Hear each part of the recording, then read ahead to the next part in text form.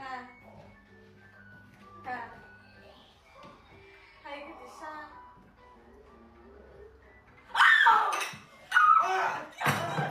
Yandı, yandı.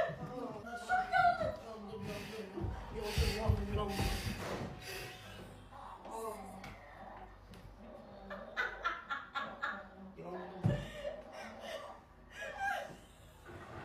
Hani yandın aşkım?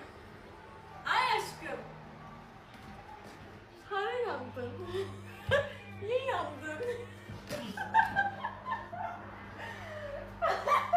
Yandın da iyi. Hayransan ya sen hayransın.